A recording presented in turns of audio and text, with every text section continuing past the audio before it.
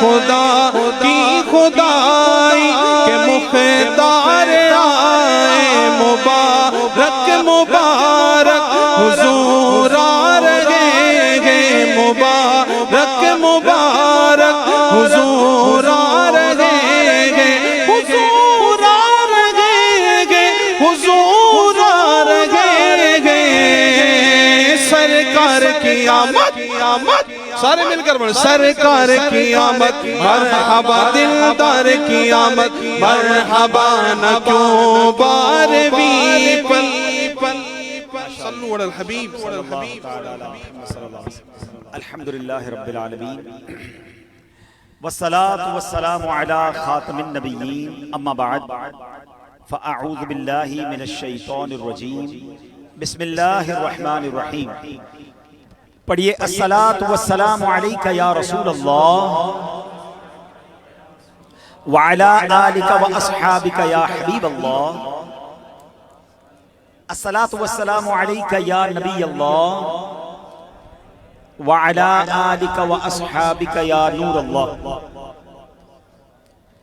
میرے پیارے اسلامی بھائیوں، اگر آپ توجہ سے آج کا بیان سنیں گے تو انشاءاللہ آپ کی زندگی میں آپ کے لیے بہت نئی اور یونیک باتیں ہوں گی۔ انشاءاللہ سمندری مخلوق کے بارے میں بھی، کچھ سمندر کے بارے میں بھی، صحابہ کرام کا ایک مچھلی کے ساتھ جو بڑا ہی عجیب و غریب انٹریکشن ہوا تھا وہ بھی ہم سنیں گے۔ میں نے سوچا کہ میں بیان کچھ اور لایا تھا، میں نے سوچا آپ سمندر میں ہیں، مچھلیوں کے درمیان ہیں، تو کیوں نہ ہم اسلامی تاریخ میں جو کچھ عظیم واقعات ہوئے اس کو ڈسکس کریں۔ درود پاک پڑھنے کے بے شمار فضائل و برکات ہیں۔ میرے آقا مدینے والے مصطفیٰ صلی اللہ علیہ وسلم فرماتے ہیں من صلی علیہ صلاۃً صلی اللہ علیہ وملائکتہ عشرا فلیکفر عبد او لیکل، یعنی جو مجھ پر ایک بار درود پاک پڑھے اللہ پاک اور اس کے فرشتے اس بندے پر 10 مرتبہ درود بھیجتے ہیں۔ اب بندے کی مرضی ہے کم پڑھے یا زیادہ۔ صلو میں آپ یہ 100 بار درود پاک پڑھ سکتے ہیں، اور آج کل ریلز 1-1 منٹ 2-2 منٹ 5-5 منٹ گھنٹوں نکال دیتے ہیں موبائل پر، اتنا ٹائم ہے۔ 100 بار درود پاک پڑھنے والے کے بارے میں آتا ہے کہ جو 100 بار درود پاک پڑھ لے اس کی پیشانی پر لکھ دیا جائے گا کہ یہ بندہ جہنم کی آگ سے اور نفاق سے بری ہے۔ تو ہم اتنا سارا ٹائم ادھر ادھر گزارتے ہیں، اگر کچھ منٹ کچھ ٹائم ایسا رکھیں کہ میں نے کچھ اور نہیں کرنا ہے، میں نے اس میں درود پاک پڑھنے ہیں، تو نہ جانے ہم کتنے درود پاک پڑھنے والے بن جائیں گے۔ جس طرح ہم کشتی میں جا رہے ہیں، روایتوں میں مضمون ملتا ہے کہ ایک عاشق رسول کشتی میں تھا، کھانا بھی مل جاتا، گھر بھی مل جاتا، سرکار دو عالم علیہ السلام نے بھیجا ہے اب جان جاتی ہے تو جائے، اب پتے کھا کر گزارا کر رہے ہیں۔ اللہ اکبر۔ اب کیا ہوا؟ حضرت جابر کا بیان ہے کہ ہم لوگوں کو اس سفر میں تقریباً 1 مہینہ رہنا پڑا، اور اب درختوں کے پتے کھانے کی نوبت آ گئی۔ پیارے آقا کو بتایا کہ ایسا ایسا واقعہ ہوا، ایسی بڑی مچھلی آ گئی، تو پیارے آقا نے فرمایا یہ اللہ کریم نے محراب کے اندر سے ایک کجاوا بندھا ہوا اونٹ گزر گیا، یعنی مچھلی کی پسلیوں کی جو کمان اتنی بڑی تھی کہ اس کے اندر سے اونٹ گزر جاتا تھا، اتنی بڑی مچھلی اللہ کریم نے صحابہ کرام کے لیے بھیجی۔ بہرحال سمندری مخلوق کی بات ہو رہی ہے، میں نے ایک ریسرچ پڑھی تھی، اب ذرا سمجھیے، کوئی پرندوں کی چہچہاٹ نہیں ہے۔ ہمارے گھر کے گیلری میں آ کر مختلف کبوتر اور مختلف پرندے آ کے بیٹھا کرتے تھے، کچھ بھی نہیں ہے، یہ کہاں گئے؟ ہم کہتے چلے گئے، چلے نہیں کہ ہم نے دور کر دیا۔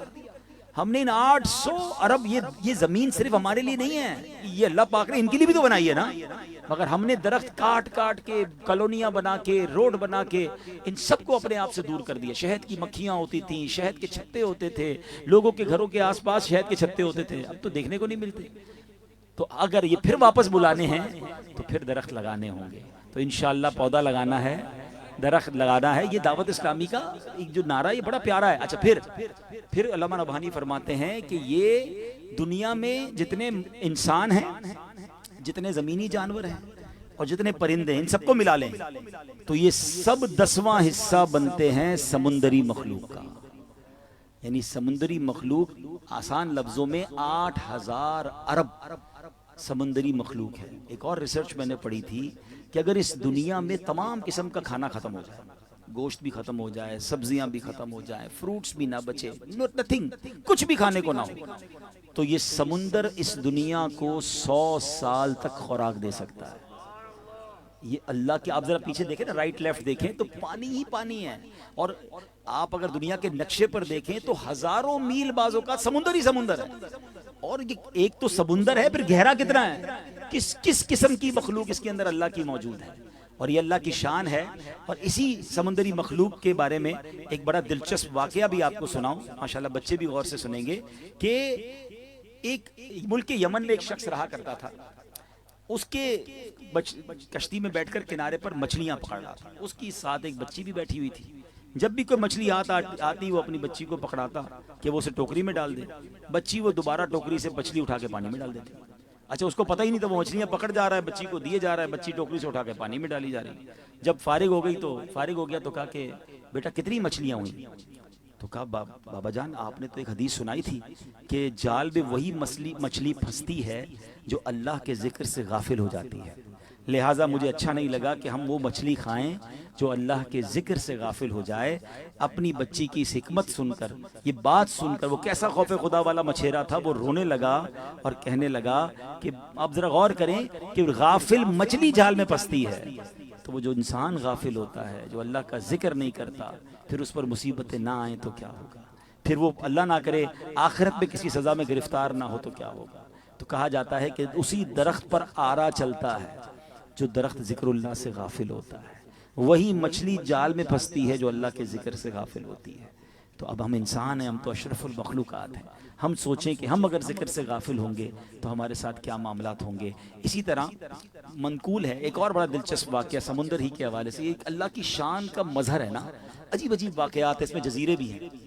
تو سکندر بادشاہ جو تھا اپنی فوج کے ساتھ جب ہندوستان آیا اور اس نے ایک بحری جہاز میں روانہ ہوا، تو شام کے وقت اس کو ایک بہت بڑا جزیرہ نظر آیا. تو اس نے کہا چلے پھر یہیں رک جاتے ہیں. کشتی روکی اور سارے فوج کے لوگ اس جزیرے پہ اتر گئے اور جہاز لنگر انداز ہوا.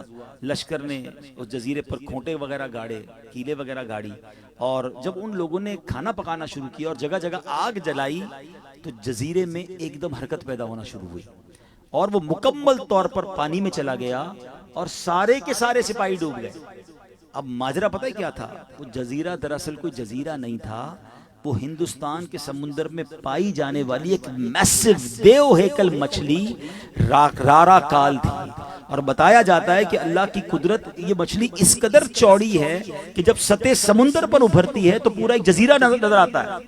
وہ لوگ اس مچھلی کو جزیرہ سمجھ کر اس کے اوپر چلے گئے. اتنی مشکل اس کی سخت جان کھال ہوتی ہے کہ انہوں نے کھونٹے گاڑے، اس مچھلی کو اثر نہیں ہوا.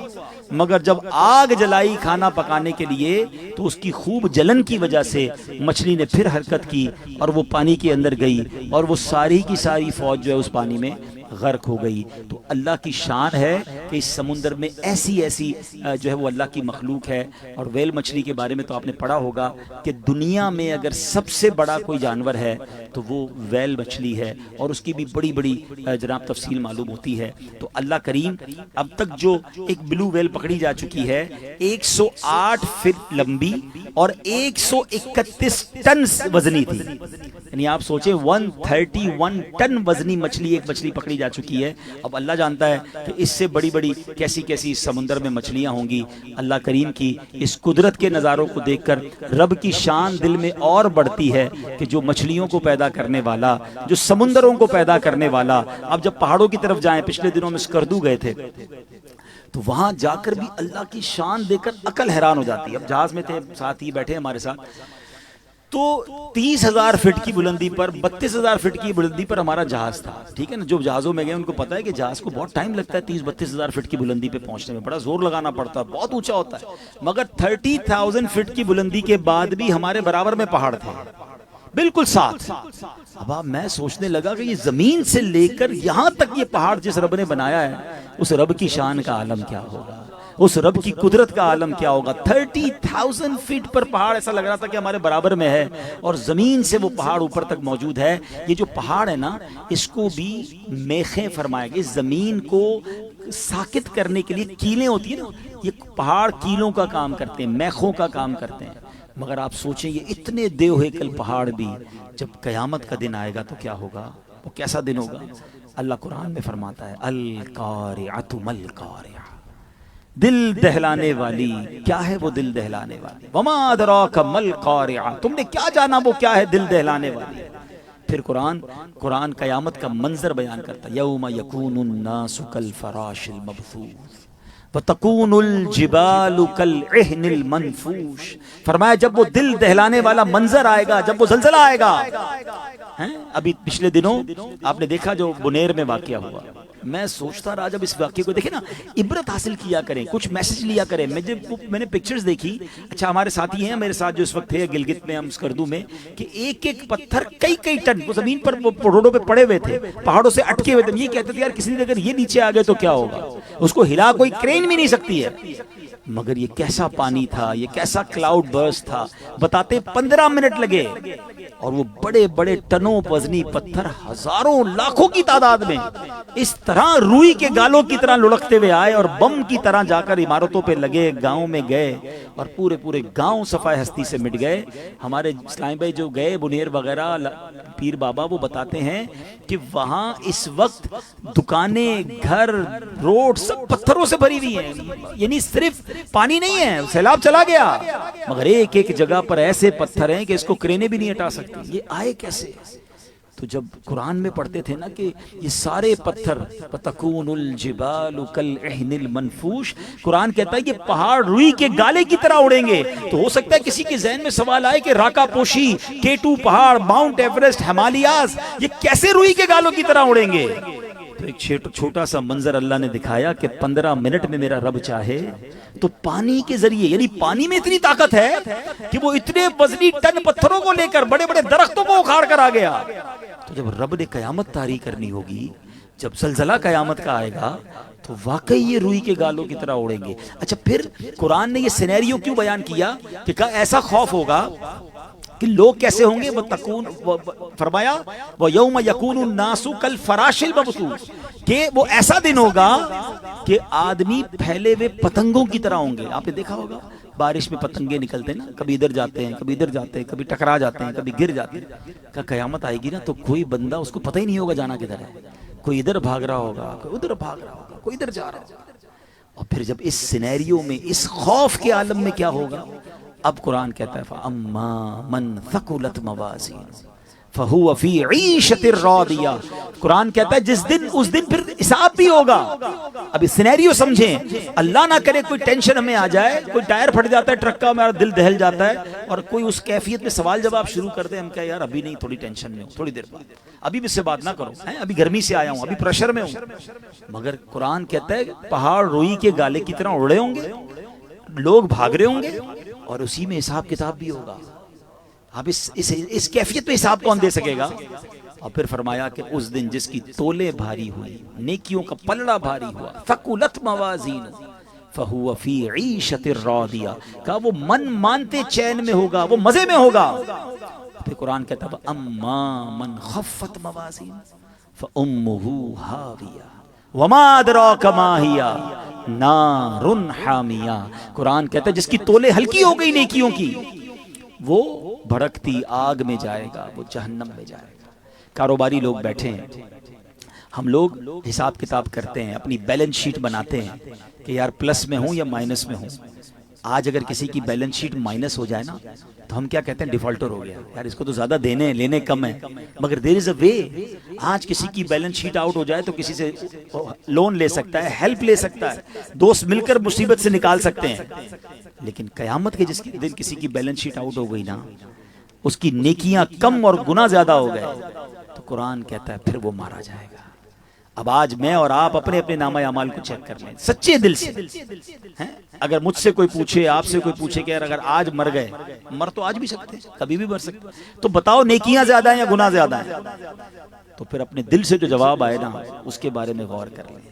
اچھا اب سوال یہ ہے، یہاں پاکستان میں اپنے وطن میں بیلنس شیٹ آؤٹ ہو تو ہیلپ ملے گی، وہاں کون ہیلپ کرے گا؟ وہاں تو بیٹا ماں کے پاس جائے گا، ماں ایک نیکی چاہیے، ماں نہیں دے گی۔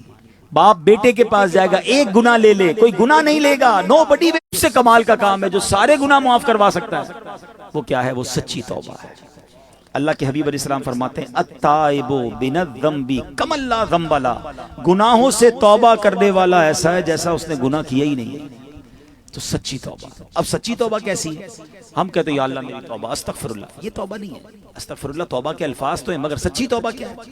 سچی توبہ یہ ہے کہ بندہ جو گناہ کر رہا ہے پکی نیت کرے کہ آئندہ وہ گناہ نہیں کرے، اور اس گناہ پر شرمندہ ہو، اور جس وقت یہ توبہ کر رہا ہے اس وقت اس کا اس گناہ کرنے کا کوئی ارادہ نہ ہو، اسے چھوڑ دے. ابھی ہمارا کمزور ہے، آگے جا کے اللہ نہ کرے پھر پڑ جائیں، پھر اللہ سے توبہ کر لیں. لیکن اس خوف سے توبہ نہ کرنا کہ یار میں توبہ کرتا ہوں پھر بعد میں پورا کر لیتا ہوں. نہیں، گناہ نہ کرنے کا ارادہ پکا کرے اور اللہ سے ہی مدد مانگے. اللہ میں بندہ ہوں، میری اوقات ہی تھوڑی ہے، میں ہمت کر رہا ہوں، تو مدد فرما دے. کچھ لوگ کہتے ہیں یار توبہ اس لیے نہیں کرتا کہ پھر کر لیتا ہوں. بھائی کیا پتا آج آپ نے توبہ کی آپ کا انتقال ہی ہو جائے، گناہ کرنے کا موقع ہی نہ ملے. تو توبہ میں سستی نہیں کرنی ہے، توبہ کرتے رہنا ہے. نبی پاک روزانہ 70 بار استغفار پڑھتے تھے. آپ کو توبہ، آپ تو بخشے بخشا ہیں، ہماری تربیت ہے نا. تو ہم استغفر اللہ کا ورد کیا کریں، ہم توبہ کیا کریں، اللہ سے معافی مانگتے رہیں. اور اب تو جو مہینہ آ رہا ہے سبحان، ہو سکتا ہے اب کچھ منٹوں کے بعد چاند مغرب ہوگی اور ہو سکتا ہے چاند بھی نظر آ جائے، اور ہم ربیع الاول کا چاند جو ہے یا ربیع الاول کا افتتاح جو ہے ہم سبحان اللہ سمندری جلوس میں کر لیں. تو ایسے مبارک مہینے میں توبہ نہیں کریں گے تو کب کریں گے؟ اور سبحان اللہ پیارے آقا کو تحفہ دینے کی نیت سے بھی نیت کر لیں کہ یا رسول اللہ آپ کا 1500واں میلاد آ رہا ہے، اور یہ میلاد میں نے اس بار کچھ ہٹ کے منانا ہے. گھر تو سجائیں گے، پرچم لگائیں گے، لائٹیں لگائیں گے، اپنا آپ بھی سجائیں. نیت کریں انشاءاللہ ساری نمازیں پڑھ کے میلاد بنائیں گے انشاءاللہ. سب سے پہلی نیت تو نماز کی کر لیں. اور نماز میرے آقا کی پسندیدہ یہ سمجھے شے ہے. خود نبی پاک فرماتے ہیں جعلت قرۃ عینی فی الصلاۃ، نماز میں میری آنکھوں کی ٹھنڈک رکھی گئی ہے. تو آقا کی آنکھوں کو ٹھنڈک پہنچانے کے لیے نیت کریں کہ آج کے بعد ہماری کوئی نماز قضا نہیں ہوگی. پھر اب اپنے طور پہ تحفے تیار کریں نا کہ اب انشاءاللہ چاند امید ہے، بلکہ آج سے نیت کر ہی لیتے ہیں. ہاں 1500 سالہ 1500واں جشن ولادت ہے تو روزانہ 1500 بار درود پاک پڑھیں گے انشاءاللہ. ٹھیک ہے 1 گھنٹہ لگ جائے گا، مگر کیا 12 دن تک میں یہ بھی نہیں نکال سکتا. اچھا ابھی آپ نے سنا ہے کہ ہم آقا کو تحفہ دیں گے نا اپنی حیثیت کے مطابق دیں گے. یہ ہمیشہ یاد رکھ لیں. مزدور، فقیر، مسکین بادشاہ کے پاس جا کر جب بھی تحفہ دیتا ہے نا تو وہ اپنی حیثیت کے مطابق دیتا ہے، مگر اس کے بدلے میں بادشاہ اپنی شان کے مطابق دیتے ہیں. اور میرے آقا کی شان کیا؟ ابھی آپ نے شعر سن لیا تھا کہ میرے کریم سے گر قطرہ کسی نے مانگا، ملتا کیا ہے؟ دریا بہا دیے ہیں، در بے بہا دیے. تحفے تیار کرو نا اپنی حیثیت کے مطابق. ادھر سے جو ملنا ہے وہ تو پھر اتنا دیا سرکار نے مجھ کو، اتنی میری اوقات نہیں، یہ تو کرم ہے ان کا، ورنہ مجھ میں تو ایسی بات نہیں. تو آپ بس تیاری کر لو. کوئی 1500 بار روزانہ درود پاک پڑھے، اللہ توفیق دے تو یہ نیت کر لیں کہ یار 12 دن میں پورا قرآن پاک ختم کر لوں گا. اچھا گھر کے افراد مل کر نیت کر لیں کہ پورے ربیع الاول میں 1500 سالہ جشن ولادت ہے نا تو 15 بار قرآن پڑھ لیں گے.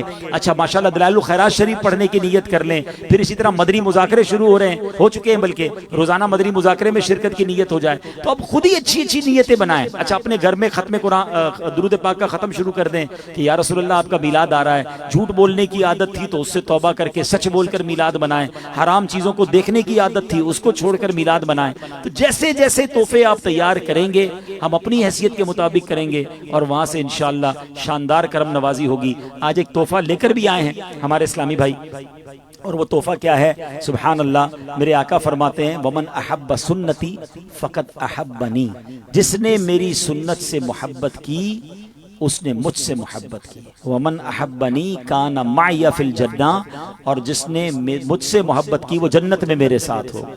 تو نبی پاک کی سنت سے محبت کرنی ہے، سنت پر عمل کرنا ہے. تو آج ماشاءاللہ کچھ امام شریف آئے ہیں سبحان اللہ. تو چلیں کوئی اگر خوش نصیب امامہ پہنیں گے تو یاد رکھے کہ امامے کے بغیر 2 رکعت پڑھنا تو 2 رکعت کا ثواب ہے نا. امامے کے ساتھ 2 رکعت پڑھیں تو 10,000 نیکیاں ملتی ہیں. اچھا پھر 27 گنا بعض روایتوں میں آتا ہے کہ نماز کا ثواب ملتا ہے. اور پھر جمعے کے دن جو امامہ پہن لے اس پر اللہ اور اس کے فرشتے درود بھیجتے ہیں. تو اگر کوئی آج یہ نیت کرے کہ 12 دن کم از کم 12ویں شریف کے دن تک روزانہ امامہ پہنے گا تو پھر میں نیت کرتا ہوں اس کو اپنے ہاتھ سے امامہ باندھوں گا انشاءاللہ. تو اب ایسا ہو جو نیت کر لے تو وہ امامہ بندھوا لے. پھر انشاءاللہ اذان بھی دینی ہے، مغرب کی نماز بھی پڑھنی ہے. جی ماشاءاللہ ابھی اس وقت ہماری خوش نصیبی کہ الحمدللہ ہمارے درمیان رکن شورا موجود ہیں. الحمدللہ ہمارے رکن شورا وکیل عطار ہیں اور حضور غوث پاک فرماتے ہیں کہ میرا کوئی بھی مرید بغیر توبہ کیے نہیں مرے گا. میں اس وقت تک جنت کی طرف قدم نہیں بڑھاؤں گا جب تک اپنے سارے مریدوں کو جنت میں داخل نہ فرما دوں. آج چاند رات ہو سکتا ہے ہو جائے, ماہ میلاد کی آمد ہے, الحمدللہ امیر سنت کے پیارے کے ساتھ ہم جلوس میں شریک ہیں, تو اس موقع سے فائدہ اٹھا لیں اور رکن شورا کی بارگاہ میں عرض ہے ہمیں توبہ بھی کرا لیں اور غوث پاک کے سلسلے میں ہمیں امیر سنت کا مرید بھی بنا دیں, اور انشاءاللہ پھر امامے کا تاج بھی سجائیں انشاءاللہ. صلو علی الحبیب صلی اللہ تعالی علی محمد صلی اللہ علیہ وسلم. بسم اللہ الرحمن الرحیم. الصلاۃ والسلام علیک یا رسول اللہ وعلی آلک واصحابک یا حبیب اللہ.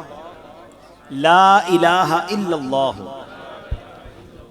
محمد الرسول اللہ صلی اللہ تعالی علیہ وسلم. توبہ کرتا ہوں میں اپنے تمام پچھلے گناہوں سے اور آئندہ اللہ اور رسول کی نافرمانی سے بچتا رہوں گا. مرید ہوتا ہوں میں امیر اہل سنت کا اور ان کے ذریعے سرکار بغداد حضور غوث پاک شیخ عبد القادر جیلانی رحمت اللہ تعالی علیہ کا. یا اللہ عز و جل مجھے جناب غوث اعظم کے مریدوں میں قبول فرما اور کل قیامت میں غوث پاک کے غلاموں میں اٹھا. صلاۃ والسلام علیک یا نبی اللہ وعلی آلک واصحابک یا نور اللہ. ویڈیو دیکھنے کا شکریہ. اگر آپ چینل پر نئے ہیں تو سبسکرائب کر لیں اور ساتھ ہی ساتھ بیل آئیکن پر بھی کلک کر دیں تاکہ یوٹیوب ہماری ہر ویڈیو کا نوٹیفیکیشن سب سے پہلے آپ کو بھیج دے. جزاک اللہ.